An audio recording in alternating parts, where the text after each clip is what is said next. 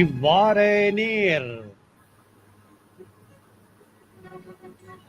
மற்றும் இவ்வாறு நிகழ்ச்சியிலும் கூட ஏற்பட சந்திப்பது ஜே சந்திரா.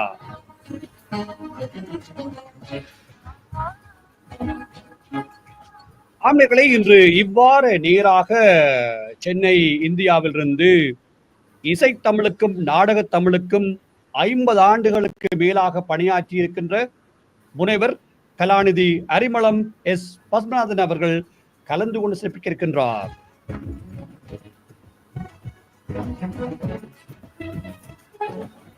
ஆமியர்களே, முனைவர் அரிமளம் பத்மநாதன் அவர்கள் இப்பொழுது இணையத்தினூடாக இணைந்திருக்கிறார். அவரை இப்பொழுது ஏற்றுக்கொள்ள இருக்கிறேன். வணக்கம் ஐயா. வணக்கம். எப்படி இருக்கிறீர்கள் ஐயா? மகிழ்ச்சியாக இருக்கிறேன். சந்தோஷமாக சிறப்பாக இருக்கிறீர்கள். ஆம்நேயர்களே, அரிமளம் என்ற ஒரு ஊரிலிருந்து இசைத்தமிழோடு மட்டுமல்லாமல் நாடகத்தோடு இணைந்து அதனுடைய ஆய்வுகளினூடாக கலாநிதி பட்டத்தையும் பெற்று 50 ஆண்டுகளுக்கு மேலாக தமிழோடு இசையோடு இந்த பழந்தமிழோடு தன்னை இணைத்துக் கொண்டிருக்கிற ஒரு பெரியவரை நாங்கள் இணைத்திருக்கின்றோம். அந்த வேளை கூறுங்கள் ஐயா, அரிமளம் என்றும் கிராமத்தில் பிறந்து இத்தனை ஆண்டுகளாக பயணித்து இந்த ஆய்வுகளை எல்லாம் மேற்கொண்டிருக்கிறீர்கள். உங்களுக்கு யார் காரணம் இந்த இசையோடு அல்லது இந்த தமிழோடு இணைய வேண்டும் என்ற ஒரு உற்சாகத்தை ஏற்படுத்தியது யாருன்னு சொல்ல விரும்புவீர்கள்? வணக்கம் கூறி தொடங்குகிறேன். மீண்டும் நான் பிறவியிலேயே இசை குடும்பத்திலே பிறந்ததால் ஒரு பிறவி இசை கலைஞன். எங்கள் குடும்பம் ஒரு இசை குடும்பம். அது மிகச்சிறிய ஊர் தான். அதே நேரத்தில் புதுக்கோட்டை மாவட்டத்தை சேர்ந்த அந்த அரிமளம் என்பது செட்டிநாட்டு பகுதி என்று அழைப்பார்கள். செட்டிநாட்டு பகுதி முத்தமிழையும் வளர்த்தெடுத்த ஒரு பகுதி. அதனால் அந்த பிறந்த இளம் சூழலிலிருந்தே நமக்கு தமிழ், நாடகம், இசை இந்த மூன்றும் சேர்ந்த அந்த முத்தமிழும் மிகவும் முகிழ்த்து வளர்ந்து கொண்டிருந்த ஒரு பகுதியை சேர்ந்தவன் நான். அது கிராம பகுதியாக இருந்தாலும் குடும்பமே இசை குடும்பம் என்பதால நான் சிறு வயது முதல் நமக்கு அந்த இசை குடும்பத்தாயம் என்று ஒரு வார்த்தை சொல்வார்கள். அது போல அது அமைந்தது. அது ஒரு வரம் என்று நான் நினைக்கிறேன். என்னுடைய பெற்றோர் இருவருமே பாடக்கூடியவர்கள். என் தந்தை அரிமளம் சுப்பிரமணியம் என்று பெயர். இந்த அரிமளம் என்ற ஊர் பெயரை சேர்த்துக் கொள்வது சங்கீத மரபு. சங்கீத உலகில எல்லாருமே அறியக்கூடிய செம்மங்குடி, மதுரை மணியர், மதுரை சோமசுந்தரம் என்று சொல்வது போல ஊர் பெயரை சேர்த்தேதான் அந்த துறைக்கு உள்ளே நுழையும் பொழுதே நாங்கள் வைத்துக் கொள்வோம். அதனால அரிமளம் பத்மநாபன் என்று நான் அறியப்பட்டேன். பள்ளி நாட்களிலேயே எனக்கு நிறைய போட்டிகள், அந்த வாய்ப்புகள் நிறைய பாட சொல்லுவார்கள் பள்ளியில ஆசிரியர்கள், சிறு விழாக்களில கூட. அதனால அந்த ஆர்வம் வந்து அந்த துறைக்கு வர வேண்டும் என்ற ஒரு உந்துதலை எனக்கு கொடுத்தது. 1967 என்னுடைய 16ஆம் வயதுல திருவையாறு தியாகராஜ ஆராதனை விழாவில பாடுவதற்கு எனக்கு வாய்ப்பு கிடைத்தது. அது நான் ஒரு இசைக்கலைஞன் என்பதற்கான அடிப்படை அங்கீகாரம். இது என்னுடைய முதல் படிக்கட்டாக வைத்துக் கொண்டேன். நிச்சயமாக அருமை. அதாவது நீங்கள் குறிப்பிட்டது போலவே ஐயா, நீங்கள் ஒரு இசை குடும்பம். உங்களுடைய தந்தையாரிடமிருந்தான் ஆரம்பத்தில் ஒரு இசையை கற்றதாக குறிப்பிட்டிருக்கிறீர்கள். நல்ல விடயம். ஆனாலும் இசையோடு மட்டும் நின்று விடாமல் தமிழினுடைய ஆய்வு அல்லது பழந்தமிழுடைய ஆய்வு என்றதுக்கு அப்பால எப்படி அதில் ஈடுபாடு உங்களுக்கு வந்தது? அல்லது அதுக்கு யாராவது உங்களுக்கு உந்துதலாக இருந்தார்களா? நிச்சயமாக 1976ஆம் ஆண்டிலே ஆசிரியர் பணி நிமித்தமாக நான் அரிமளத்திலிருந்து புதுச்சேரிக்கு வந்து சேர்ந்தேன். புதுச்சேரி என்றால் நான் ஒன்றை நினைவுபடுத்த வேண்டும். பாரதியார் வந்து சேர்ந்து இடம், அதே போல அரவிந்தர் வந்த இடம், இது போல பலருக்கு வாழ்வு கொடுத்த புதுச்சேரி. பாவேந்தர் பாரதிதாசன் பிறந்து தமிழ், இந்த காற்றே தமிழ் நிறைந்த காற்று என்று சொல்லலாம் புதுச்சேரியில. அந்த புதுச்சேரிக்கு வந்தவுடன் தான் எனக்கு இந்த தமிழ் ஆர்வம் மிக அதிகமாக வந்ததற்கு காரணம் என்ற உண்மையை நான் சொல்ல வேண்டும். என்றால் ஒரு ஏராளமான தமிழ் அமைப்புகள் அப்படி வரும்பொழுது அந்த கர்நாடக சங்கீதத்தில் தமிழ் நிறைய பாட வேண்டும் என்ற உணர்வு வந்தது. இவ்வாறாக நான் வந்த பொழுது, நான் மிகவும் அடிப்படை பள்ளி கல்வியோடு இங்கு வந்த பொழுது ஆசிரியராக, நான் இசையாசிரியராக பணியில சேர்ந்தேன். அப்போ இங்க எல்லாரும் நிறைய படிச்சிருக்காங்க, நாமளும் சொந்தமா படிச்சுக்கிட்டு வேலை செய்ய வேண்டும் என்ற நோக்கத்துல ஆங்கில இலக்கியம் படித்தேன். என்னால் தமிழ் எனக்கு பள்ளி நாட்கள்லேயே எனக்கு நன்றாக எழுத வரும், பேச வரும், படிக்க வரும். எதுவுமே பொழிப்புரை இல்லாமல் என்னால் செய்யுள்களை புரிந்து கொள்ள முடியும். அவ்வளவு அருமையான தமிழாசிரியரிடம் நான் தமிழ் கற்றேன் பள்ளி நாட்களில. அதையும் இங்கு நாம் சொல்ல வேண்டும். அடுத்ததாக நான் இந்த ஆங்கில இலக்கியம் போய் அதுல ஒரு MA பட்டம் அப்புறம் கல்வியியல் பட்டங்கள் எல்லாம் பெற்றுவிட்டு எப்படி நான் ஆய்வுத்துறைக்கு வந்தேன் என்பதற்கு நாடக உலகில் புகழ்பெற்ற நாடக ஆசிரியர், எழுத்தாளர், பேராசிரியர் இந்திரா பார்த்தசாரதி அவர்களை நான் எதேச்சையாக சந்திக்கிறேன். சந்தித்த பொழுது அவர் என்னுடைய எல்லாம் கேட்டு விட்டு, நான் இசை குடும்பத்திலிருந்து வந்தவன் என்ற உடனே, நீங்கள் சங்கரதாஸ் சுவாமிகள் நாடகங்களில் ஆய்வு செய்ய வேண்டும், நீங்கள் ஆங்கிலம் தொடர்ந்து படுவதே ஆய்வு செய்வதெல்லாம் நிறுத்தி விட்டு தமிழுக்கு வாருங்கள் என்று சொன்னவர் முதன் முறையிலே அவர். அப்படியாக நான் ஆய்வுத்துறைக்கு வரும் பொழுது சங்கரதாஸ் சுவாமிகள் நாடக தந்தை, அது தெரியாதவர்கள் இருக்க முடியாது தமிழ் சமூகத்தில். அப்படிப்பட்ட ஒரு நாடக மேதை, அதிலே சந்த பாடல்கள், அவர் எழுதாத செய்யுள் வடிவமே இல்லை, இசை அவர் தொடாத இசை வடிவமும் இல்லை. நாட்டுப்புற இசையிலிருந்து இந்துஸ்தானி இசை, மேற்கத்திய இசை, கர்நாடக இசை, திருமுறை இசை என்று எல்லா இசையும் உள்ளடங்கிய ஒரு நாடகம். அதை அந்த இசை ஆய்வு மேற்கொள்ள வேண்டும் என்று சொன்னால் ஒருவருக்கு இசை தெரிய வேண்டும், இலக்கிய அறிவு. நான் ஆங்கில இலக்கியம் படித்த பின்னணி எனக்கு ரொம்ப உதவும் என்று அவர் நினைத்தார். அதன்படி நான் அங்கு முனைவர் பட்டத்துக்கு சேர்ந்த பொழுது அவர் எனக்கு நெறியாளராக, நாட்டுப்புற கலை மன்னன் என்று சொல்வார்கள், நாட்டுப்புற இசை மன்னன் என்று முனைவர் K. குணசேகரன் அவர் எனக்கு நெறியாளராக இருந்தார். என்னன்னு சொன்னால் இந்திரபாத் சார் யூனிவர்சிட்டியை விட்டு போயிட்டாங்க, புதுச்சேரி பல்கலைக்கழகத்தில் நான் பண்ணினேன். இப்படியாக அந்த ஆய்வு மேற்கொள்ளும் பொழுது இங்கு தமிழறிஞர்கள் லெனின் தங்கப்பா, திருமுருகனார், புதுச்சேரியில இந்த இலக்கண சுடர் திருமுருகனார், இவர்கள் வாயிலாக எனக்கு மூதறிஞர், முத்தமிழ் அறிஞர், பெரிய இசை பேரறிஞரான வி.ப.க. சுந்தரம் அவர்கள், முதல் தமிழ் இசை கலைக்களஞ்சியம் உருவாக்கியவர், அவருடைய தொடர்பு கிடைத்தது. அவர் என்ன சொன்னார் என்றால், நீங்கள் சங்கரதாஸ் சுவாமிகளை வெறும் நாடகம் இசை பின்னணியோடு செய்யக்கூடாது, சிலப்பதிகாரம் படிக்க வேண்டும் என்று சொன்னார், சங்க இலக்கியம் படிக்க வேண்டும் என்றார். தமிழ் நாடகம் ஒரு 2000 ஆண்டு வரலாறோடு வரணும் போது இவர்களிடமெல்லாம் நான் பாடம் கேட்டேன். 10 ஆண்டு நான் வி.ப.க. சுந்தரம் அவர்களிடம் பாடம் கேட்டுதான் எனக்கு ஒரு வெறியை தூண்டியவர். ஆசை இல்லை, என்னிடம் ஒரு வெறியை தூண்டினார் அவர். அந்த அளவில் என்னுடைய செயல்பாடுகள் எல்லாவற்றுக்கும் அவர்கள் ஊட்டிய அந்த இதுதான் ரொம்ப, அந்த உணர்வு இருக்கு இல்லையா, அது முக்கியம். அது இல்லாமல் புதுச்சேரி காற்றிலேயே அந்த தமிழ் உங்களுக்கு கிடைக்கக்கூடிய அளவுக்கு இங்கு தமிழ் பேராளர்கள் எல்லாம் வாழ்ந்து போகும். பாரதி 3 முப்பெரும் காப்பியங்களை படைத்தவர், பாரதிதாசனுடைய படைப்புகள் எல்லாம் இங்கிருந்து வந்தவை. சுத்தானந்த பாரதியாருக்கு தான் இலக்கியங்களை இங்கிருந்து படைத்தவர். அரவிந்தர், அது போல, அதாவது எல்லா இலக்கிய கர்த்தாக்களும் புதுவை மண்ணிலே பிறந்தவர்கள் போது அந்த ஆங்கிலத்தில் சொல்ல வேண்டும் என்றால் வைப்ரேஷன் சொல்லலாம், அந்த அறிவு கிடைத்திருக்க வேண்டும் என்று நான் நினைக்கிறேன். ஏன்னால் நான் ஒரு கிராமத்திலிருந்து சாதாரணமாக ஒரு பள்ளிக்கூட இசை ஆசிரியனாக வந்தவன். இன்றைக்கு நான் திரும்பி பார்க்கும்போது எனக்கு அந்த பிரமிப்பு எப்படி ஏற்படுகிறது என்றால், இது இந்த இயற்கையோடு சேர்ந்து இந்த சூழல், அதுதான் காரணம் என்று நான் நிச்சயமாக. அருமையிலும் அருமையா. அதாவது நான் உங்களோடு பேசுவதென்றால் எனக்கு இந்த அரை மணி நேரம் போதாது. என்றால் அவ்வளவு ஆய்வுகளையும், எவ்வளவோ விருதுகளையும், எவ்வளவோ விடயங்களில் உங்களுடைய கை அல்லது கால் அல்லது உங்களுடைய கைவண்ணம் இருப்பது என்று சொல்லலாம். அந்த வகையில் எனக்கு ஒரு கேள்வி வருகிறது என்றால், இப்ப 50 காப்பியங்கள் என்று சொல்வார்கள் எல்லாவற்றையும், ஏன் நீங்க சிலப்பதிகாரம் என்பதை மட்டும் ஆணித்தனமாக இதில் எடுக்கிறீர்கள், அல்லது மற்றவைகளும் இதில் உள்ளடக்கப்படுகின்றதா பழந்தமிழில்? அதுக்கான விளக்கங்கள் ஏதாவது உங்களிடம் இருக்கின்றதா? சொல்கிறேன். அதாவது சிலப்பதிகாரத்தை நாம் ஏன் எடுத்துக்கொள்கிறோம் என்றால், பழந்தமிழருக்கென்று ஒரு இசை மரபு இருந்தது, பழந்தமிழர்களுக்கென்று ஒரு கூத்து மரபு இருந்தது, தமிழ் மரபுகளுக்கு என்று ஒரு செவ்வியல் மரபு உண்டு, நாட்டியத்திற்கும் இசைக்கும் கூத்துக்கும். அதே போல ஒரு நாட்டுப்புற மரபும் உண்டு என்பதற்கான ஒரு தலை சிறந்த ஆவணமாக சிலப்பதிகாரம் விளங்குகிறது.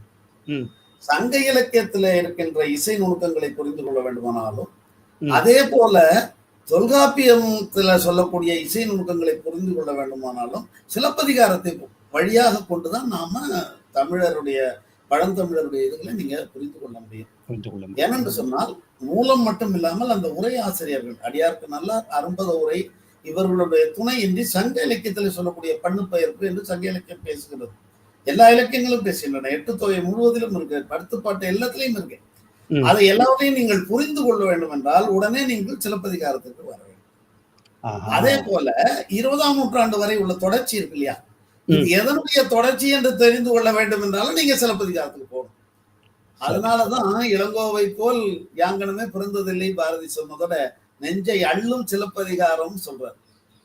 சிலப்பதிகாரம் என்ற ஒரு மணி ஆரம் படைத்த தமிழ்நாடு என்று சொன்ன காரணம் எல்லாம் என்னன்னா, இல்லைன்னா அந்த சிலப்பதிகாரம் மட்டும் நமக்கு கிடைக்கவில்லை என்றால் நாம் தமிழருக்கென்று இந்த மாதிரி எல்லாம் இருந்தது என்று சொல்லிக்கொள்ள ஒரு வாய்ப்பே இல்லாமல் போயிருக்கும். அதுதான். ஏன்னா சிலப்பதிகாரத்துலதான் 11,991 பண்களை தமிழன் பிறப்பிக்க வைத்தான் என்ற ஒரு 7 சுரங்களுக்குள்ளே 11,991 பெண்களை பிறக்க வைக்க முடியும். அதாவது அந்த உறவு, நட்பு, அந்த முறையில இணை கிளை நட்பு உறவு என்ற முறையில, அந்த உறவு முறையில இந்த 7 பெண்களிலிருந்து 11,901 பெண்களை பிறக்க செய்தவன் தமிழன் என்பதற்கான ஆதாரம் சிலப்பதிகாரத்தில் இருக்கின்றது. நல்லதையா. அதாவது உலகின் ஆதி இசை முறைமைகளிலேயே மிகவும் ஆதியானது இலக்கணத்தோடு சொல்லப்பட்டது என்பதும் சிலப்பதிகாரத்தில் தான். அருமையிலும் அருமை. நான் நினைக்கின்றேன், எனக்கு கூட அந்த ஐயப்பாடு இருந்தது. இதில் எல்லாமே சரிசமமாக ஈக்குவலாக இருக்கும் என்று நீங்கள் உங்களுடைய ஆய்வினூடாக இதை கண்டு மக்களுக்கு தெரிவித்திருக்கிறீர்கள் ஐயா. நன்றிகள் ஐயா. இப்படியான விடயங்கள் எல்லாம் உங்களை போன்று பட்டறிவுள்ளவரிடமிருந்தான் பெற்றுக்கொள்ள முடியுமே தவிர வாசித்து பெற்றுக்கொள்ள முடியாது. அத்தோடு உங்களுடைய ஆய்வுகளும் மக்களுக்கு பிரயோசனமாக இருக்கும் நிச்சயமாக. இப்ப சரி ஐயா, இப்ப சிலப்பதிகாரம் என்று பார்க்கின்ற பொழுது சிலப்பதிகாரம் ஆங்கிலத்தில் மொழிபெயர்க்கப்பட்டிருக்கின்றதா அல்லது அதுக்கான வாய்ப்புகள் இருக்கின்றதா? அதை பற்றி சொல்லுங்களேன். நிறைய மொழிபெயர்ப்புகள் என்னன்னா, ஒரு முதல்ல ஒரு 3 பேர் மொழிபெயர்த்தார்கள். அதுல சிறந்த மொழிபெயர்ப்பு என்று பார்த்தசாரதி என்பவர் மொழிபெயர்த்ததை சொல்லுவார்கள். அதே போல அதற்கு பின்னால் சில மொழிபெயர்ப்புகள் வந்தன. கடைசியாக ஒருவர் உரைநடையிலேயே ப்ரொஃபசர் எதிராஜுலு என்ற ஒருவர், எதிராஜன் என்ற பெயர்ல அவர் எழுதியிருக்காரு. அதாவது முழுக்க ஸ்டோரிய இந்த மக்கள் உரைநடையாக, ஆனால் அந்த காதை வாரியாக ஒரு நிகழ்ச்சி கூட விடுபடாமல் முழுமையாக உரைநடையாகவே அவர்கள் எழுதியிருக்கிறார்கள் இந்த சிலப்பதிகாரத்தை. ஆங்கிலத்துல நிறைய வந்து கொண்டிருக்கிறது இல்லை என்று சொல்ல முடியாது. சரி, இப்ப நான் ஏன் இந்த கேள்வியை கேட்டேன் என்றால், நாங்கள் புலம்பெயர்ந்திருந்தாலும் தமிழில் ஒரு பாடமாக மாணவர்கள் கற்றிருந்தாலும் அவர்களுடைய பாசை ஆங்கிலம் தான். முன் உதாரணமாக ஆஸ்திரேலியாவை எடுத்துக்கொண்டோம் என்றால் அவர்களுக்கு வாசிக்க வேண்டும் என்றால் ஆங்கிலத்தில் வாசிப்பார்கள். அதற்காகத்தான் கேட்டுக்கொண்டேன். இந்த புத்தகங்கள் ஆங்கிலத்தில் இருக்கின்ற புத்தகங்களை பெற்றுக்கொள்ள வேண்டும் என்றால் எங்கே இருக்குது? அது சம்பந்தமான உங்களோட அறிவுகள் அல்லது பரிந்துரை ஏதாவது சொல்ல முடியுமா? நான் இப்போ இறுதியாக சொன்ன நூலை அவர்கள் அமேசான்ல கூட போட்டிருக்காங்க. அந்த உரைநடையாக அது அதுல அந்த ஃபோர்வேர்டை அவர் சொல்லியிருக்காரு. அவருடைய முன்னுரையில் அவர் சொல்றாரு, இப்பொழுது படிக்கின்ற தலைமுறையில 90% ஆங்கிலத்திலேயே படிக்கிறார்கள். அதனால அவர்கள் ஆங்கில வழியில போயிட்டு அதுல ஒரு ஆர்வம் அப்புறம் தமிழ்ல போய் அவங்க படிக்கிறதுக்கு ஆர்வம் வரலாம். அதை தூண்டுவதுதான் என்னுடைய நோக்கம் என்று அந்த நூல்ல முன்னுரையில எழுதியிருக்காரு. அது இப்போ அமேசான்ல கிடைக்குது. அப்புறம் நிறைய இப்போ இணையங்கள்ல நிறைய அந்த புத்தகங்களுக்கான இணையங்கள் நிறைய இருக்கு. அதுல பழைய நூல்கள் எங்க கிடைக்கும், இதுல கிடைக்கும் அப்படின்னு சொல்லிட்டு சரி ஐயா, அதுல அவங்க தேடி எடுக்க முடியும். அதே வேளையில நீங்கள் உங்களுடைய பெருந்தன்மையாக ஒன்றை சொல்லவில்லை. நீங்கள் இவ்வளவு பயணித்த ஆசிரியர்கள் தான் குறிப்பிட்டிருக்கிறீர்களே தவிர நீங்கள் ஒரு பேராசிரியராகவும் சில இடங்களில் பணியாற்றி இருப்பதாக அறிகின்றோம். அந்த அனுபவத்தை குறிப்பிடுங்கள். எங்கெங்கெல்லாம் பேராசிரியராக அல்லது ஒரு வளவாளராக அல்லது பல பணிகளை சொல்ல முடியாத அளவுக்கு கணக்கு இருக்கிறது, குறிப்பிட்டு சொல்லக்கூடிய வேண்டாம், எது சொல்லுவீங்களா ஐயா? நிச்சயமா ஒரு 50 ஆண்டு கால பயணத்தை நான் ஒரு இசைக்கலைஞனாக நிறைவு செய்திருக்கிறேன். ஆய்வாளனாக ஒரு 30 ஆண்டுகள் இசைத்தமிழ் நாடகத்தமிழ் ஆய்வாளனாக கழித்திருக்கிறேன். இன்னமும் அந்த பணி தொடர்ந்துருக்குது. அதுக்கு இதுதான் அது எல்லாமே தொடர்ந்துகின்ற ஒரு இதுதான் அது. அப்புறம் அடுத்ததாக சொல்ல வேண்டும் என்றால், நான் நாடக பள்ளி ஆசிரியனாக 24 ஆண்டுகள், அதுல 17 ஆண்டுகள் இசையாசிரியனாகவும் அடுத்து ஒரு 7 ஆண்டுகள் ஆங்கில ஆசிரியனாகவும் இருந்தேன். இந்த முனைவர் பட்டம் முடித்ததும் அந்த நிகழ்கலை பள்ளி என்ற நிகழ்த்துக்கலை, சங்கரதாஸ் சுவாமிகள் நிகழ்த்துக்கலை பள்ளி என்ற ஸ்கூல் ஆஃப் டிராமா எங்களுடைய புதுச்சேரி பல்கலைக்கழகத்தில் அப்பொழுது கே குணசேகரன் தலைமையில் இருந்தபோது என்னை அங்கு அழைத்தார்கள். நான் அங்கு போனேன்.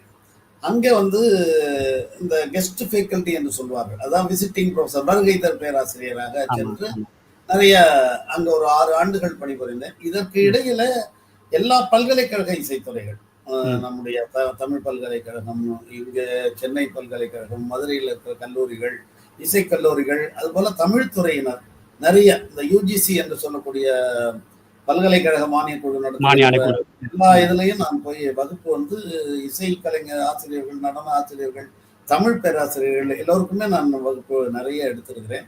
இதற்கு இடையிலே தமிழ் செம்மொழி என்று அறிவிக்கப்பட்டு மைசூர்ல உள்ள, அதாவது கர்நாடக மாநிலத்தில் மைசூரில் உள்ள அகில இந்திய மொழிகள் நடுவண் நிறுவனம் என்ற அமைப்புல அந்த அமைப்பு தொடங்கப்பட்டது. அதற்கான நிறுவனம் தொடங்கப்பட்டது, மத்திய நிறுவனம். அதிலே முதலாக நான் அழைக்கப்பட்டேன். இசை தமிழ், நாடக தமிழ் போன்ற பிற துறைகளுக்கான ஒரு ஒருங்கிணைப்பாளராக எனக்கு பணியமர்த்தினார்கள் என்னை. அதிலே நான் போய் சேர்ந்தோன்னா இதுதான் நான் என்னுடைய வாழ்க்கையில ஒரு முக்கியமான பணியாக, தமிழுக்கு நான் செய்த பணியாக கருதுகிறேன். முத்தமிழுக்குமாக வச்சிருக்கொள்ளாது.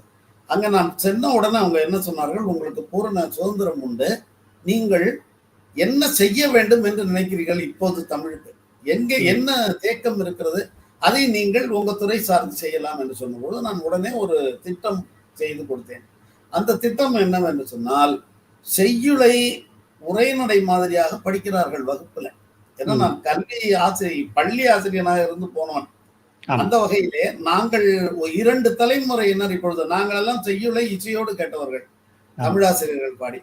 அதை கொண்டு வந்து முதல்ல செய்யுள் படிக்கிற பழக்கத்தை மீட்டுருவாக்கம் செய்ய வேண்டும் என்று பழந்தமிழ் பாடல்களை மரபு வழி படித்தலும் ஓதுதலும் பாடுதலும் என்று குறுவட்டுகள் கொண்டு வந்தோம்.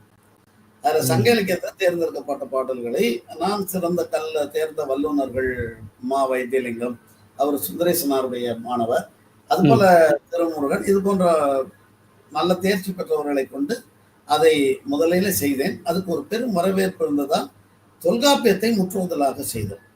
தொல்காப்பியம் முழுவதும் அப்படிதான் அதை படிக்க வேண்டும். அந்த மரபை வந்து அழிஞ்சு போயிடுச்சு, அதை மீட்டெடுக்கணும்னு சொல்லிட்டு அதை பல இதுக்கு பயிற்சி கொடுக்கும்படி அப்பொழுது எங்களுடைய துறைக்கு தலைவராகவும் பெருந்தலைவர், நிறுவனத்துக்கு பெருந்தலைவராகவும் தமிழக முதல்வராகவும் இருந்த நம்முடைய கலைஞர் கருணாநிதி அவர்கள் இதை வந்து பேராசிரியர்களுக்கெல்லாம் நீங்க வகுப்படுத்தி சொல்லிக் கொடுக்கணும் என்று சொல்லி, அது போல நிறைய தமிழ் பேராசிரியர்களுக்கு கொடுத்து, சில பேராசிரியர்கள் பொது வகுப்புல அதை நடத்துறாங்க. அது எப்படின்னா, எழுத்து எனப்படுவ அகர முதல் நகர இருவாய் முப்பகுது என்ப அப்படின்னு சொல்லுவோம்.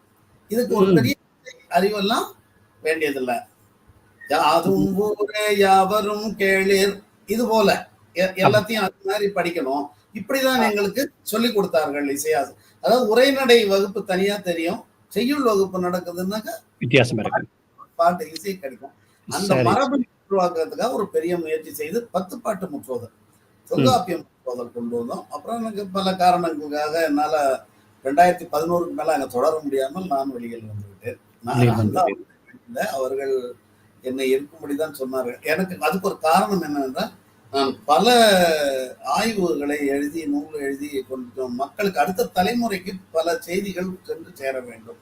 நான் இந்த தலைமுறையை பற்றி கவலைப்படவில்லை, நமக்கு அடுத்த தலைமுறைக்கு. எனக்கு ஏராளமான பேரறிஞர்கள் எனக்கு அவருடைய இதை கொடையாக கொடுத்தார்கள், அறிவை.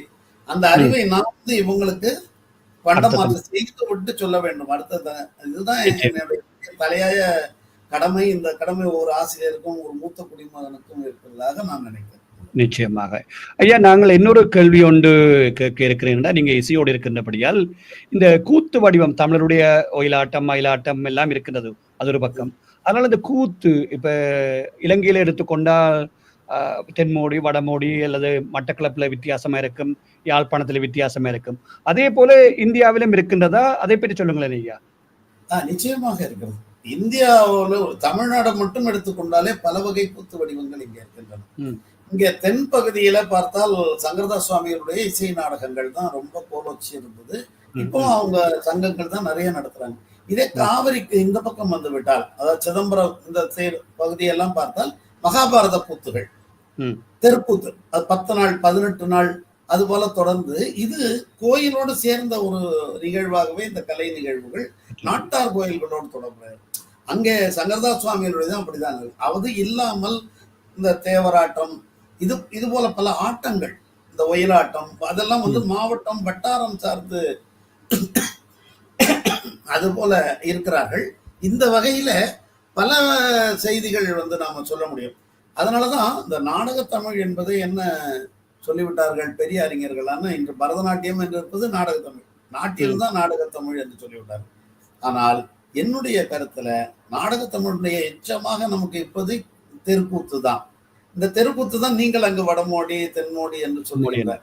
இதற்கு எனக்கு இலங்கை பற்றிய அறிவு எனக்கு கிடைத்ததுக்கு பெரிய காரணம் என்னுடைய முனைவர் பட்ட ஆய்வேடு, அதாவது நீங்கள் கலாநிதி என்று சொல்லி ஆய்வேடு சங்கரதாஸ் சுவாமிகள் நாடகங்களில் இசைக்கூறுகள் என்பதை எனக்கு தேர்வாளராக வந்தவர் பேராசிரியர் பேரறிஞர் சிவத்தம்பி ஐயா அவர்கள். அவர்கள் என்னோடு 3-4 மணி நேரம் அதை பற்றியான ஆலோசனை சொல்லும்போது நிறைய இலங்கை இதை பற்றி பேசினார்கள். அதற்கு அடுத்தாக நிறைய தொடர்போடு நான் மௌனகுரு ஐயா அவருடைய தொடர்புல இருந்ததால் அவருடைய நூல்களை எல்லாம் நிறைய நான் படிக்கிறதுனாலையும் எனக்கு அதோடையும் கொஞ்சம் கம்பேர் பண்ண வேண்டிய நிறைய விஷயங்கள். ஏன்னா தமிழ் சமூகத்துல உள்ள அது கருவாக நாடகத்துக்கான கருவாகட்டும் ஆட்டத்திற்கான கருவாகட்டும் எல்லாம் ஏறத்தாழ ஒரு மாதிரியான ஒரு ஒற்றுமை தான் இருக்கும். இங்க வட்டார வேறுபாடுகள் இருக்கிறது போல அங்கேயும் இருக்கிறது. இந்திய அளவுலையும் கூத்து மரபு வந்து அந்தந்த மாகாணத்துக்கும் அந்தந்த ஒரு இதுக்கும் ஒரு இருக்கு, நிச்சயமாக வட்டார அளவிலேயே இருக்கிறது. கூத்தை நீங்கள் இன்னொரு வட்டாரத்துல பார்க்க முடியாது. ஆமா ஆமா ஆமா, நிச்சயமா. இப்போ தென் பகுதியில பாத்தீங்கன்னா நம்ம கட்டபொம்மன் கூத்து இருக்கும். இங்க பாத்தீங்கன்னாக்கா நம்ம மயான கொள்ளைன்னு நடத்துவாங்க. இது போய் அங்க கேள்வியே பட மாட்டாங்க. ஆமா, இது போல பல, அதாவது அந்த வட்டாரத்தோடு சேர்ந்த வீர பெருமக்கள் கதைகள் இருக்கும் இல்லையா, அதை தொடர்ந்து அந்த மாதிரி எல்லாம் இருக்குதுங்க. நல்லது. நாம் நேர்களே ஒரு சிறிய இடைவெளிக்கு பின்னர் மீண்டும் அறிமளம் ஐயாவுடன் உரையாட இருக்கின்றோம். நேர்களே, நீங்களும் இந்த நிகழ்ச்சியில் உலகத்தின் எந்த மூலையிலும் இருந்தால் கூட கலந்து சிறப்பிக்கலாம். நீங்கள் செய்ய வேண்டியதெல்லாம் ஒன்று உங்களுடைய விருப்பத்தை எங்களுக்கு மின்னஞ்சல் வாயிலாக தெரிவிக்க வேண்டும். நீங்கள் மின்னஞ்சல் செய்ய வேண்டிய முகவரி atbcsongs@hotmail.com என்பதையும் உங்களுக்கு அறிய தருகின்றோம்.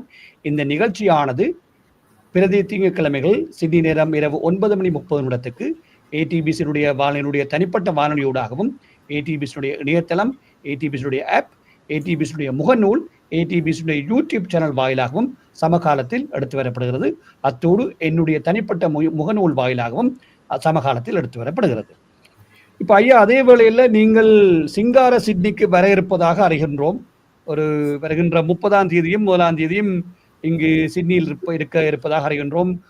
மக்கள் உங்களை ஆர்வத்தோடு காத்திருக்கின்றார்கள். என்ன நோக்கத்துக்காக, என்ன விடயத்துக்காக வர இருக்கிறீர்கள் என்பதை நீங்கள் சொன்னால் நல்லாக இருக்கும் ஐயா. அங்க உள்ள மக்கள் எந்த அளவுக்கு ஆர்வமாக இருக்கிறார்களோ அதே ஆர்வத்தோடு தான் நானும் அங்கு வர இருக்கிறேன். அங்க உள்ள தமிழ் நண்பர் ஆர்வலர் முதல் என்னை அழைத்தவர் முத்தரசு அவர்கள் என்னோட தொடர்பு கொண்டு இந்த மாதிரி நிகழ்ச்சிக்கு வர வேண்டும் என்று சொன்னால் நான் உடனே ஒப்புக்கொண்டேன். அது காரணம் வந்து எனக்கு எப்படியாவது அவரிடம் நான் அதைத்தான் சொன்னேன். என்னுடைய அறிவு என்கிட்ட என்ன கிடைச்சிருக்கோ அதை நான் அடுத்த தலைமுறைக்கு கொடுக்க வேண்டும் என்று சொன்னேன். அதுல தலைமை நோக்கம் அவர்கள் சிலப்பதிகார மாநாட்டுக்கு அழைத்திருப்பதில் மாநாட்டில ஒரு ஆய்வு அரங்கம், அதுல என்னுடைய உரை ஒன்று இருக்கிறது. அதுல என்னுடைய ஆய்வை பொறுத்த மட்டும் பாத்தீங்கன்னா உலக அளவிலேயே இளங்கோடிகளுக்கு இணையாக ஒரு காப்பிய ஆசிரியனோ ஒரு நூலாசிரியனோ இசை நுணுக்கத்துல அவ்வளவு ஒரு பெரிய இசை நுணுக்கத்தோடு ஒருவன் காப்பியம் படைத்து விட முடியுமா? ஏன்னா நான் உலக அளவில் ஆங்கில இலக்கியங்கள் பெரும்பாலும் எல்லா வகை இலக்கியங்களையும் நான் படித்திருக்கிறேன். ஆங்கில இலக்கியம் படித்ததாலே பல நாட்டு இலக்கியங்களையும் நம்ம அதுல ஆங்கில இலக்கிய பாடத்திட்டத்துக்குள்ளே நான் படித்தவன். அப்படி பார்க்கும் பொழுது எப்படி ஒரு நுணுக்கத்தோடு அவர் வந்து அதை வந்து நாடக உத்திக்காகவே பயன்படுத்துறார். பல விஷயங்கள் இசையையும் கூத்தையும் அதை பார்க்கும் பொழுது அதை பற்றி அங்கு பகிர்ந்து கொள்ள வேண்டும் என்ற ஆவலோடு நான் சொன்னேன். ஆய்வரங்கம் பேசினேன். ஐயா, நீங்கள் சிறந்த பாடகர், நீங்கள் ஒரு இசை அரங்கம் செய்ய வேண்டும் என்று அவர் கேட்டுக்கொண்டார்.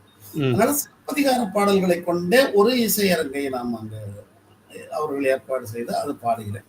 இதை தாண்டி தமிழ் இசை கல்வி, ஏன்னா இப்ப எல்லாம் கர்நாடக இசை அதுன்னு இருக்கிறதுக்கு பதிலாக தமிழ் இசையாகவே கற்றுக்கொள்வதற்கான ஒரு பாடத்திட்டத்தை தொடங்குவது, அதை அங்கு எல்லாரோடும் கூடி ஆலோசித்து அந்த ஆர்வலர்களோடு பேசி வரையறை செய்து ஒரு பாடத்திட்டத்தை உருவாக்குது.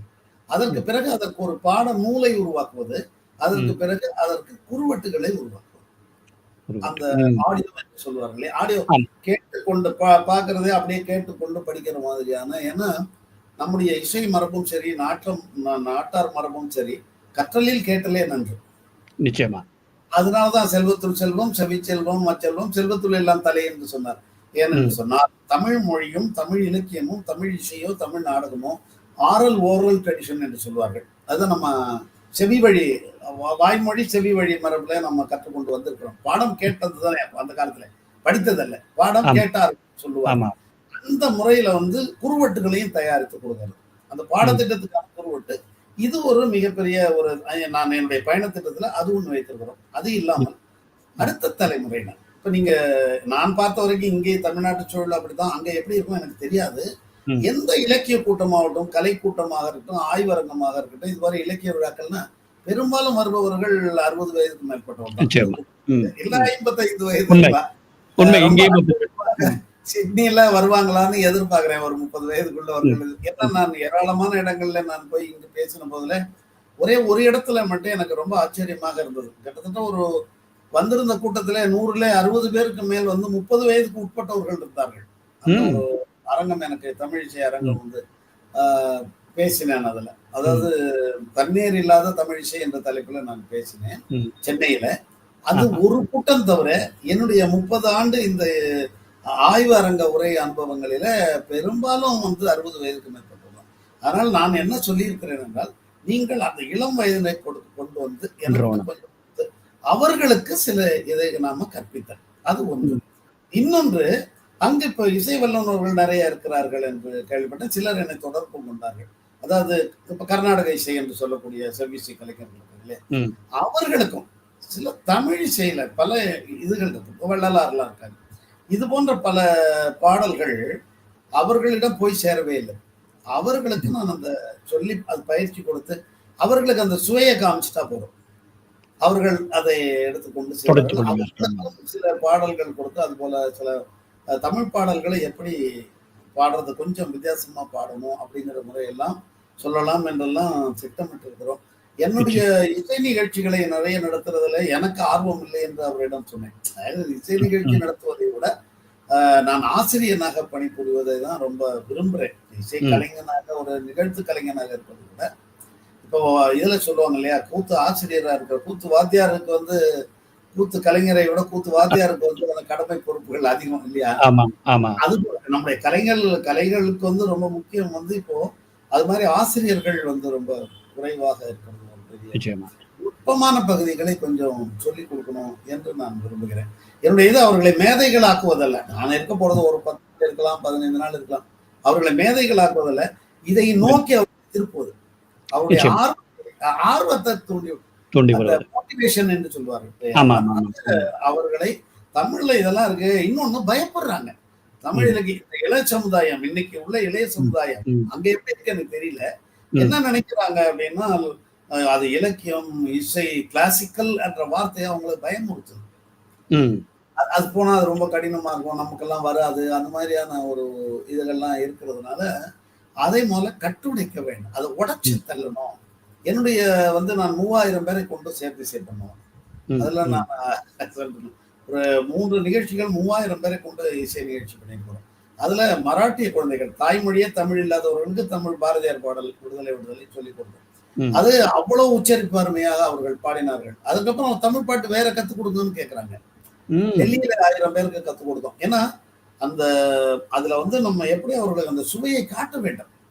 காட்டுவிட்டால் மனித மனம் உங்களுக்கு அது உளவியல் தானே, உளவியல். விரும்ப தொடங்கி விட்டால் மனம், அதுக்கப்புறம் நீங்க அவங்களுக்கு ஒன்னும் இது பண்ணவே முடியாது, அது வரமாட்டாங்க வெளியில. அதை நான் செய்ய வேண்டும் என்று கருதுகிறேன். நிச்சயமா. அதாவது ஐயா, நான் ஒன்றை பதிவு செய்ய வேண்டும். இங்கு தமிழ் பாடசாலைகள் ஆஸ்திரேலியாவில் இருக்குது. அவர்கள் உயர்தரத்தில் தமிழை ஒரு பாடமாக எடுக்கிறார்கள். அவர்களுக்கு மேலோட்டமாக இந்த இலக்கியங்களில் பற்றிய ஒரு அறிவு இருக்கின்றது. ஆகவே தமிழோடு பயணிப்பவர்கள் இங்கும் இருக்கிறார்கள். அதாவது இங்கு பிறந்து வளர்ந்த குழந்தைகள், அவர்களுக்கும் தெரியும் சிலப்பதிகாரம், வளையாபதி, குண்டலகேசி, அதென்றால் என்ன பேச்சு போட்டிகள்லாம் பேசியிருக்கிறார்கள். ஆகவே அதை கொண்டு வர வைப்பது பெற்றோர் அல்லது சமூகத்தில் இருக்கின்றவருடைய கடமை என்று நான் நினைக்கிறேன். நிச்சயமாக 30 வயதுக்குட்பட்டவர்களை நீங்கள் அரங்கில் காணலாம் என்று நம்புகிறேன் ஐயா. நிச்சயமா. இப்ப இந்த நிகழ்வுகள் சொல்லுங்க ஐயா. என்ன ஐயா? இல்ல அது இன்றைய தேவைன்னு சொல்றேன். ஏன்னா நிச்சயமா அது அடுத்த தேவை. தலைமுறைக்கிட்ட நம்ம கொடுத்துட்டு போகணும். ஆமா, ஆமா, ஆமா. நீங்க சொல்வது முற்றிலும் உண்மை. அதாவது ஐயாவினுடைய நிகழ்வு வருகின்ற நவம்பர் மாதம் 30ஆம் தேதியும் 1ஆம் தேதியும் சிட்னி துர்க்கை அம்மன் ஆலயத்தில் நடைபெற இருக்கிறது. இது சம்பந்தமான மேலதிக தகவல்களை நீங்கள் சிட்னி தமிழ் மன்றத்தினுடைய தலைவர் அல்லது அவருடைய அங்கத்தவருடன் பெற்றுக்கொள்ளலாம் என்பதையும் உங்களுக்கு அறிய தருகின்றோம். அது ஒரு முக்கியமான விடயம். இது தமிழோடு சம்பந்தப்பட்டதாக ஒரு ஒரு ரிசோர்ஸ் பர்சன், என்ன சொல்றது, ஒரு பேராசிரியர், ஒரு ரிசோர்ஸ், ஒரு முனைவர் இந்தியாவிலிருந்து வருகின்ற பொழுது அவரிடமிருந்து பல விடயங்களை நாங்கள் பெற்றுக்கொள்ளக்கூடிய இருக்கும். அவர் வேறு யாரும் இல்லை, நாங்கள் இன்று உரையாடி கொண்டிருக்கின்ற அரிமளம் எஸ் பத்மநாபன் அவர்கள் என்பதையும் உங்களுக்கு மீண்டும் நினைவுபடுத்திக் கொள்ள விரும்புகின்றோம். இப்ப ஐயா, இப்ப நீங்கள் எப்படி பார்க்குறீங்கள் ஐயா? இப்ப இந்த இந்தியாவிலேயோ அல்லது நீங்கள் பல மாணவர்களை கண்டிருப்பீர்கள், இந்த இப்படியான பழந்தமிழ்களை அடுத்த தலைமுறைக்கு கொண்டு செல்வதற்கு நீங்கள் எல்லாம் கஷ்டப்பட்டு கொண்டிருக்கிறீங்க, அது உண்மை, மறப்பில்லை. அதுக்கு அடுத்த தலைமுறை எப்படி இருக்க போகுதுன்னு ஒரு சிந்தனை நான், அதாவது எப்பவும் ஒரு நீங்கள் ஒரு ஆங்கில இலக்கியவாதி என்றபடியால் லாங் டேர்ம் பிளானிங். இப்ப அந்த பிள்ளையை சொல்லி கொடுத்துட்டீங்க புலம்பெயர்ந்த நாட்டுல, அதுண்ட பிள்ளை எப்படி இருக்க போகுதுன்னு சொல்லி ஒரு ஒரு கேள்வி, ஒரு பயம் எனக்கு சிந்தனை என்னிடம் இருக்கின்றது. இதை நாங்கள் எப்படி தவித்துக் கொள்ளலாம், இல்லை என்ன செய்யலாம் என்று நீங்கள் ஒரு ஒரு ஒரு அறிவுரை சொல்ல விரும்புவீர்கள்? நிச்சயமா நம்முடைய வரலாற்று பின்னணியை பார்த்தீர்கள் என்றால், தமிழுக்கு ஒவ்வொரு காலகட்டத்திலும் வரலாற்று ரீதியாக அத்தனை படையெடுப்புகள், பிற மொழியாளர்களுடைய ஆக்கிரமிப்புகள், இதனால எத்தனையோ முறை அது அவ்வளவு தூரம் கஷ்டப்பட்டிருக்குது. அப்படி இருந்தாலும் எல்லாத்தையும் தாண்டி இன்னைக்கு இப்ப நம்ம எல்லாம் பேசுவோம்னு எங்க தாத்தா தலைமுறை நினைக்கவே இல்லை. இவங்க பேரெல்லாம் வரும்போது தமிழே இருக்காதுன்னு அவர் நினைச்சிருப்பார். அப்படி வரும்பொழுதுதான் பாரதியுடைய தீர்க்க தரிசனம் சொல்றான், இளங்கோவும் வள்ளுவனும் கம்பனும் இருக்கிற அவர்கள் எழுத்து இருக்கிற வரைக்கும் அது ஒரு எல்லை ஒன்றின்மைன்னு ஒண்ணு எழுதுறாரு, தமிழுக்கு அழிவு கிடையாது அப்படின்னு சொல்றாரு. இது இப்ப கூட நீங்க என்னன்னா ஒட்டுமொத்தமா இளைஞர் சமுதாயம் ஆர்வமே இல்லாம இருக்குன்னு நம்ம சொல்லவே முடியாது. என்னை விட இது போன்ற ஈடுபாடு உள்ளவர்களை விட பல மடங்கு தீவிரம் காட்டக்கூடியவர்கள் பல இளைஞர்களை நான் பாக்குறேன். அதாவது ஒரு 20 வயதுல இருந்து 30 வயதுக்குள்ள இருக்கிறவர்கள், அது போல கல்லூரி மாணவர்கள்லயே சில பேருக்கு ரொம்ப ஒரு தொல்காப்பியத்திலேயோ அல்லது சங்க இலக்கியத்திலேயோ அல்லது இசை தொடர்பாக எடுத்தால் மிகப்பெரிய அளவுக்கு ஒரு இது இருக்கு. இதுல நான் ரொம்ப வலியுறுத்தி சொல்ல வேண்டியது, இது எல்லாமே எங்களை போன்றவர்கள் செய்வதை விட 100 மடங்கு பவர்ஃபுல்லாக, அதாவது ரொம்ப வலிமையாக ஊடகங்கள் செய்ய முடியும். அந்த ஊடகங்கள் இதற்கான முக்கியத்துவம் இங்க இல்லவே இல்லை. ஊடகத்துல எந்த முக்கியத்துவம் சொல்லணும், எந்த இலக்கிய நிகழ்ச்சிகள் பற்றி ஏதாவது ஒரு நகைச்சுவை பட்டிமன்றங்களை அவர்கள் ஒளிபரப்புவார்களை தவிர அந்த திரைப்படத்துக்கான ஒரு முக்கியத்துவம் கொடுத்திருப்பதில் ஒரு 10 விழுக்காடு இந்த பக்கம் திருப்பினாலே இளைஞர்களிலே 40% இளைஞர்கள் இந்த பக்கம் வந்துடுவார். நிச்சயமா அது மிகப்பெரிய ஒரு பின்னடைவாக நான் கருதுகிறேன். ஊடகத்துல இந்த மாதிரி உங்களுக்கு அவ்வளவு ஆதங்கம் இருக்கிறது, உங்களுக்கு அந்த ஈடுபாடு இருக்கிற மாணவர்கள் வர வேண்டும். அவர்கள் மொழிக்காக இலக்கியத்தை, நம்ம தாய்மொழி, நம்ம இலக்கியம், அது உலகில மிகச்சிறந்த இலக்கியங்கள் இருக்கின்ற இதற்காக நாம் ஒரு நாளைக்கு அதுக்கு 1 மணி நேரம் ஒதுக்கினால் கூட போதும். 1 மணி நேரம் ஒதுக்கலாம், அது கூட 24 மணி நேரமும் ஓடுது இப்போ எல்லா தொலைக்காட்சிகளும். அதுல 1 மணி நேரம் நடத்துறதுக்கான ஒரு இது கூட இல்லைங்கிறது மிகப்பெரிய வருந்தக்கூடியது. அதை தாண்டி இப்ப இளைஞர்கள் வர தொடங்கி விட்டாலே அதுக்கு அடுத்த தலைமுறையே வந்துடும். அது அச்சப்பட வேண்டியதில்லை. அச்சம் படக்கூடிய அளவுக்கு தமிழுடைய நிலை போய்விடாது. ஏனென்று சொன்னால், சென்ற மாதம் நான் விபலானந்தர் விழா அந்த அறக்கட்டளை குழுவுக்காக சென்று விட்டு 4 நாள் அங்கு ஒர்க் ஷாப் பயிலரங்கு செய்தேன். நாடக மாணவர்களுக்கு 1 நாளும் 3 நாட்கள் 2 நாட்கள் இசைத்துறை மாணவர்களுக்கும் எடுத்தோம். அவருடைய ஆர்வத்தை எல்லாம் பார்க்கும் பொழுது எனக்கு இன்னொரு 30 ஆண்டு வாழ்ந்தா தேவையில்லைன்னு ஆசையா இருந்துச்சு. ஏன்னு சொன்னால், 8:30க்கு தொடங்குற பள்ளி 12:15 முடியணும், 1:30க்கு தொடங்கி 4 மணிக்கு முடியணும். ஆனால் என்னை அவர்கள் 1:30 மணி வரைக்குமே முடிக்க விடவில்லை வகுப்பை. 8 மணிக்கு வந்து விட்டார்கள், 5:30 வரைக்கும் என்னை முடிக்க விடவில்லை. அப்போ அந்த ஆர்வத்தை அந்த பேராசிரியர் அவர்கள்ட்ட சொல்லி என்னை அவர்கள் மீட்டு கொண்டு போனார்கள் 5:30 மணிக்கு. என்னன்னா, இல்ல இதே ஆர்வத்தை நான் பல இடங்களிலே இந்து கல்லூரிகளிலும் பார்க்கிறேன், தமிழ்நாட்டிலும் பார்க்கிறேன். அதாவது நம்ம ஒட்டுமொத்தமாக இளைய சமுதாயத்தையே நம்ம சொல்லிடக்கூடாது. அவர்களுக்கு அந்த வாயிலை நாம் காண்பிக்கவே இல்லை என்பது ஒரு ஒரு குறைபாடு. நிச்சயமா எங்க போய் பார்ப்பார்கள் அப்படிங்கிற ஒரு பெரிய விஷயம். அதுக்கு இந்த ஊடகங்கள் ஒரு பெரிய உதவி பண்ணணும். 1 மணி நேரம் தொடங்கினால் அவங்க அந்த அந்த இதெல்லாம் ஒண்ணு வச்சிருக்காங்க இல்லையா, அந்த ரேட்லாம் வச்சிருக்காங்க, அந்த பார்க்காமல் 1 மணி நேரம் அதை தியாகம் பண்ணலாம்னு நினைக்கிறேன். நிச்சயமா நான் நினைக்கிறேன். இந்த ஆங்கிலத்துல சொல்வார்கள் இங்க ஆஸ்திரேலியாவில அவேர்னஸ் ப்ரோக்ராம், அதாவது இப்படி எல்லாம் இருக்கிறன்னு பசங்களுக்கு சொல்லி கொடுத்தோம்னா அவர்களுக்கு ஒரு ஆர்வம் தன்னை பார்த்தையே ஆட்டோமேட்டிக்கா வரக்கூடிய வாய்ப்பு இருக்கும். என்ன ஆட்டோமேட்டிக்காக அவருக்கு வரும். என்ன உண்மைதான் ஐயா. நிறைவாக ஐயா, இந்த நிகழ்ச்சியை பார்த்து கொண்டிருக்கிறார்கள், கேட்டுக்கொண்டிருக்கிறார்களுக்கு நீங்கள் என்ன சொல்ல விரும்புகிறீர்கள்? அவர்கள் பெற்றோர்களாக இருந்தால் அவருடைய குழந்தைகளை தமிழ் சார்ந்த ஏதாவது ஒரு கலை வடிவத்தை அவர்கள் கண்டிப்பாக கற்றுக் கொடுக்க வேண்டும். அப்படி அவர்கள் கற்றுக் கொடுத்தால் அவர்கள் ஒரு நல்ல வாலிப வயதுக்கு வரும்பொழுது அவர்களை பற்றி இவர்கள் கவலைப்படாமல் இருக்கலாம். நம்ம பையன் கெட்டு போயிடுவானோ, இப்ப அந்த ஒரு பெரிய ஒண்ணு இருக்கு, குடும்பங்கள்ல இருக்கு இல்லையா. ஒரு மிகச்சிறந்த ஒரு சுய கட்டுப்பாடு உடைய ஒரு நல்ல ஒரு குடிமகனை இந்த நாட்டிற்கு அவர்கள் கொடுக்கலாம். ஒரு கலையை கற்றுக் கொடுத்தார், தமிழ்ல உள்ள ஏதாவது ஒரு கலை கற்றுக் கொடுக்கலாம். கூடிய வரைக்கும் கலை இலக்கிய நிகழ்வுகளுக்கு அவர்கள் போக முடியவில்லை என்றாலும் குழந்தைகளை அனுப்ப வேண்டும். அவர்கள் என்னுடைய ஒரு செய்தி என்னவென்றால், நம்ம ஒரு 3 மணி நேரம் அறிஞர்கள் பேசுகிறார்கள், இந்த மாணவர்கள் கேட்கிறார்கள் என்றால் அதிலிருந்து அவர்களுக்கு 2 நிமிடத்துக்கு செய்தி கேட்டாலும் அது தமிழுக்கு லாபம், தமிழ் சமூகத்துக்கு லாபம். அதை செய்ய வேண்டும். இவர்கள் குடும்பத்தோடு திரைப்படத்துக்கு போவது போல குடும்பத்தோடு இலக்கிய விழாக்களுக்கு, கலை விழாக்களுக்கு வரக்கூடிய ஒரு பழக்கத்தை நம் சமூகம் ஏற்படுத்தி கொள்ள வேண்டும். அப்படி வந்தால் அது எளிதாக நம்ம அவங்களுக்கு நீங்க சொல்ல வேண்டாம். ஏன்னா அவங்களுக்கு எப்பவும் சொல்லுவாங்க, இந்த சன்ஸ் ஆர் வைசர் தேன் ஃபாதர்ஸ்ன்னு சொல்லி ஒரு சேயிங் இருக்கு இல்லையா.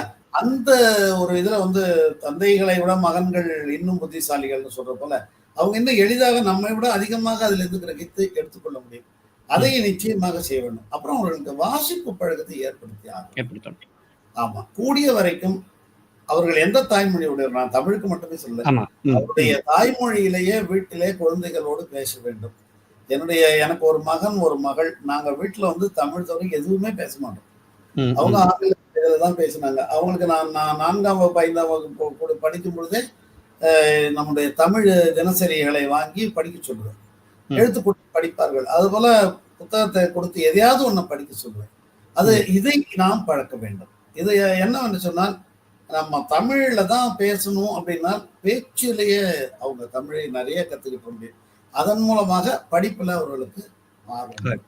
அது ஒன்று. அதே போல அவரோட பேசும்பொழுது எப்பொழுதுமே அவருடைய படிப்பு முன்னேற்றம் அந்த மாதிரி நீ படிக்கணும், உழைக்கணும் இதே சொல்லாமல் இவர்கள் ரசித்த இலக்கிய பகுதியோ கலை அதெல்லாமும் பற்றி பேசணும். இப்ப உள்ள பெரிய பிரச்சனையாக நான் பார்க்கிறது, ஒரு சமூகத்துல ஒரு குடிமகனாக நான் இதை சொல்றேன், ஒரு பெரிய கலைஞன் அந்த மாதிரிலாம் நான் சொல்லல, சாதாரண ஒரு குடிமகனாக சொல்கிறேன். குடும்ப அளவிலே கூட பேச்சு என்பது குறைந்து விட்டது. ஆமா, உண்மை. நீங்க அதை ஒத்துக்கொள்வீர்கள் என்று நினைக்கிறேன். ஏன்னா வீட்டுக்குள்ளேயே SMS அனுப்புகிறார்கள், உணவு ரெடி, தயார், சாப்பிடுங்கள். இப்படி சொன்னால் மொழி அழிந்து விடும். மொழி பேசலைன்னு சொன்னால், மொழி பேசணும், நிறைய பேசணும். பேசினாலே மொழி அதனால தானே வழக்கு ஒழிந்து போகுது. நம்ம வடமொழியை சொல்லிக்கிறார் இல்லையா. பேச்சு மொழியாக இருக்கிற வரைக்கும் அந்த மொழிக்கு அழிவு கிடையாது. அந்த மொழியுடைய இலக்கியமும் வாழ்ந்து கொண்டுதான் இருக்கும் ஏதாவது ஒரு பகுதியில. அதனால் நிறைய இவர்கள் தமிழ்ல, நான் வேற எந்த இதுவுமே வைக்கல, நீங்க இதை மட்டும் செய்தாலே உங்களோட எவ்வளவு பெரிய மேதைகள் அவங்களுக்குள்ள இருக்காங்க அந்த குழந்தைகளுக்குள்ள என்பதை பெற்றோரால் முழுமையாக கண்டுபிடிக்க முடியாது. அதை ஆசிரியர்களாக தான் கண்டுபிடிக்க முடியும். பள்ளிக்கூடத்துல இருக்கிற ஒரு ஆசிரியர், அவர் ஒரு ஓவிய ஆசிரியர், ஒரு பையன் நல்லா ஓவியம் போடுறான் அப்படின்னா அதற்கு இவர்கள் ஒத்துக்கொள்ள வேண்டும். அதுபோல ஒரு கலை ஆசிரியர் இவன் நல்லா பாடுறான், நல்லா ஆடுறான், இவனுக்கு இயற்கையா வருது, இவன் அந்த லைன்ல விடுங்க, அல்லது ஒரு கருவி வாசிக்கிறதுக்கான விரல்கள் பக்குவம் இருக்குது அதுன்னு சொன்னால் அதை இவர்கள் ஏற்றுக்கொள்ள வேண்டும். அது இல்லாம அது கத்துக்கிட்டு இவன் என்னங்க பண்ண போறான், எதிர்காலம் அவனுக்கு என்னங்க ஆகும் அப்படிங்கிற பல, நான் சொல்றது 25 ஆண்டு காலம் பள்ளி ஆசிரியனாக இருந்த அனுபவத்துல சொல்றேன். அவங்க இன்னும் உடனே கேட்பாங்கன்னு சொன்னா அதெல்லாம் வேலைக்கு ஆகுமாங்க, சாப்பாடு கொடுமா, அது கஞ்சி ஊத்துமா என்று கஞ்சி ஊத்துமா? அதுதான் கேட்கறாங்க. கஞ்சி ஊத்துமான்னு யாரு? ம். நான் சொல்கிறவர்கள்லாம் பெரிய அதிகார பதவிகள்ல இருக்கிறவங்களே சொல்றேன். நான் பெற்றோர்னா நான் இவங்களே சொல்றேன். ம். படிப்பறிவு இல்லாத பெற்றோர்களை பற்றி நான் பேசவே இல்லை. ம். நான் சொல்றது ஓரளவு நல்லா படித்து ஒரு நல்ல பதவிகள்ல அரசாங்கத்திலோ அல்லது கம்பெனிகளிலோ தனியார் துறையிலோ இருக்காங்க பாருங்க. அந்த பெற்றோர்கள் தான் மிக அதிகமாக கவலைப்படுகிறார்கள். ஆனால் கலைத்துறைக்கு எவ்வளவு வாய்ப்பு இருக்கு என்று இவர்களுக்கு தெரியவில்லை. ஒரு 1 கோடி டாக்டர் இருக்காங்க, மருத்துவர்கள் இருக்கிறார்கள், பொறியாளர்கள் இருக்கிறார்கள்.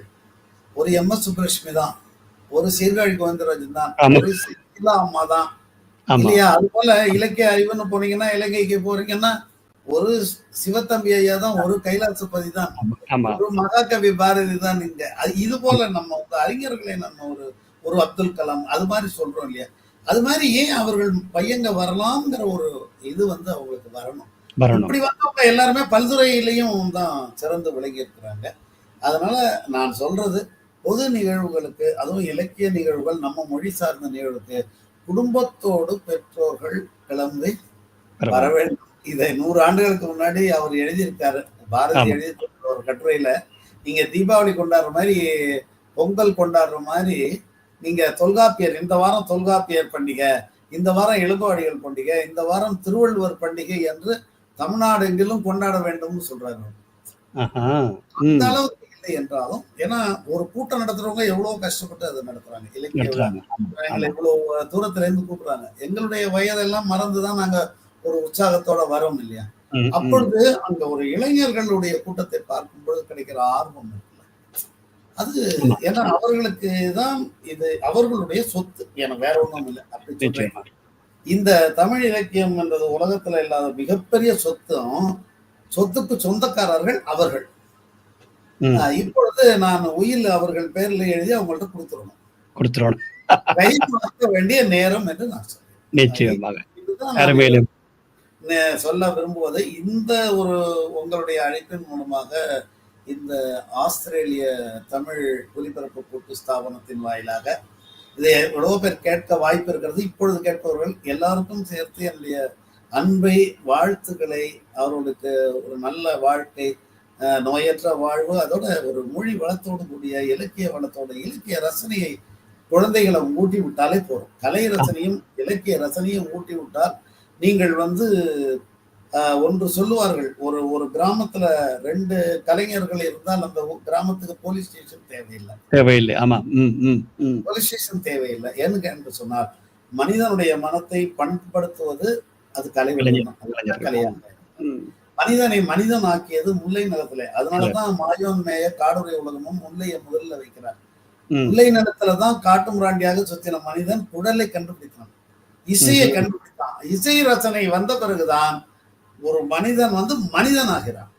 அது வரைக்கும் அவன் ஒரு வெர்பல் அனிமல் தான் சொல்லுவாங்க. வெர்பல் அனிமல்னு ஒண்ணு சோசியாலஜியில சொல்லுவாங்க.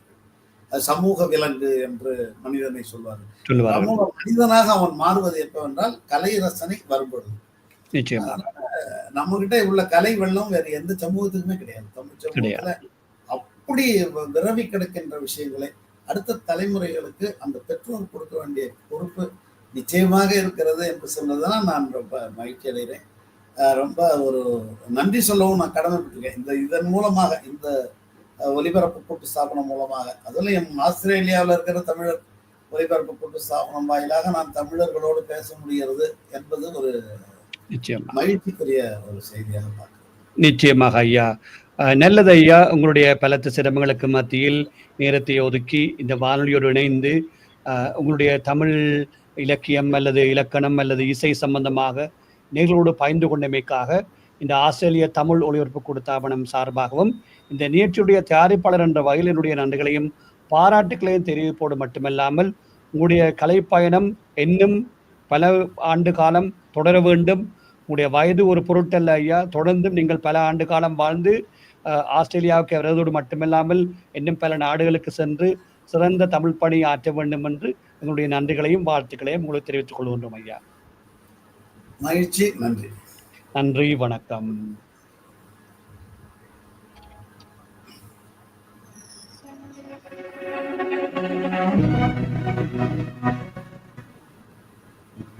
நீங்கள் இதுவரை கேட்டு பார்த்து ரசித்த நிகழ்ச்சி இவ்வார நேர். இவ்வாறு நேராக கலந்து கொண்டு சிறப்பித்திருந்தார் அரிமளம் எஸ் பத்மநாதன் அவர்கள். அதாவது முனைவர், பேராசிரியர் என்று பல விருதுகளை தன்னிடத்தில் கொண்டிருக்கின்ற, இசைத்தமிழ் நாடகத்தமிழில் பாண்டித்தியம் பெற்றிருக்கின்ற அரிமளம் எஸ் பத்மநாபன் அவர்கள். மற்றொரு நிகழ்ச்சியில் உங்கள் அனைவரும் சந்திக்கும் வரை இனிய வாழ்த்துக்களும் வணக்கங்களும் கூறி விடை பெற்றுச் செல்லும் நான் உங்கள் அன்பின் AJ ஜெயச்சந்திரா. வணக்கம் நேயர்களே.